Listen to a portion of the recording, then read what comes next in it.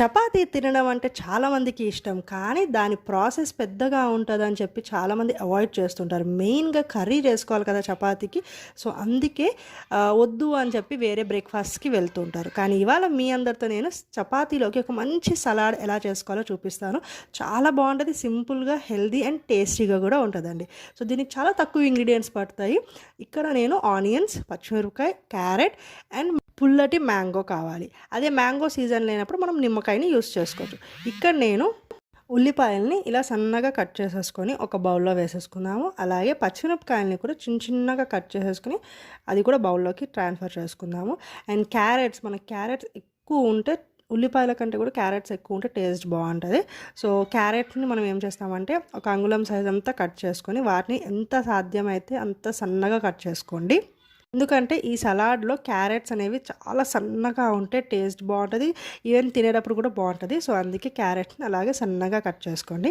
And చెప్పాను కదా mango season ఉన్నప్పుడు మంచి పుల్లటి మ్యాంగోస్ ఉంటాయి కదా, వాటిని కూడా ఇప్పుడు మనం క్యారెట్స్ని ఎలా కట్ చేసుకున్నామో సన్నగా అంగుళం సైజ్ అంతా అలాగే కట్ చేసుకోవాలి. మ్యాంగో పీసెస్ని కూడా అలాగే ఆ బౌల్లోకి యాడ్ చేసేసుకోవాలి.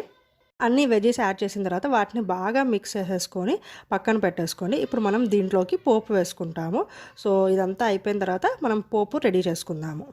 పోపు కోసం ఒక కడాయి తీసుకున్నాను నేను. దీంట్లో 2 టేబుల్ స్పూన్ ఆయిల్ యాడ్ చేసి ఆయిల్ హీట్ అవ్వగానే ఒక్కొక్కటిగా మనం పోపు మొత్తం వేసుకుందాం.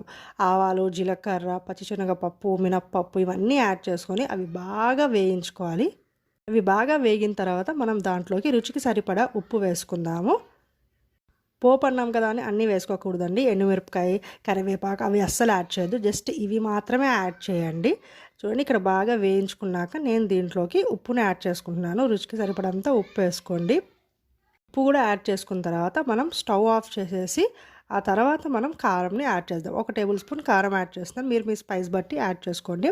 కానీ కారం మాడకుండా యాడ్ చేసిన వెంటనే మనం దీంట్లోకి వెజీస్లోకి షిఫ్ట్ చేసేసుకోవాలి. ఎందుకంటే కారం మాడితే టేస్ట్ అస్సలు బాగోదు. సో అందుకే ఇలా మనం పోపు కూడా వేసుకున్న తర్వాత ఒకసారి బాగా మిక్స్ చేసేసుకోండి. బాగా మిక్స్ చేసిన తర్వాత ఒక హాఫ్ నిమ్మ చెక్కని మనం వేసుకుందాము. హాఫ్ లెమన్ అయితే సరిపోయిద్దండి పులుపు.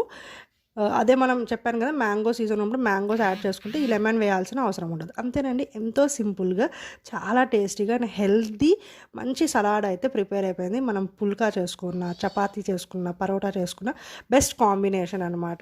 టేస్ట్కి టేస్ట్ ఉంటుంది, హెల్త్కి మంచిది అండ్ చాలా తొందరగా కూడా అయిపోయింది. ఏంటంటే ఈ వెజీస్ కట్ చేసుకోవడం కొంచెం టైం టేకన్ అయినా కూడా టేస్ట్ అద్దిరిపోయింది. మళ్ళీ మీరందరూ కూడా ట్రై చేస్తారని నేను అనుకుంటున్నాను. ట్రై చేసి ఎలా అనిపించిందో నాకు కామెంట్ చేయండి. అండ్ కొత్త వాళ్ళు నా ఛానల్ని సబ్స్క్రైబ్ చేసుకోండి.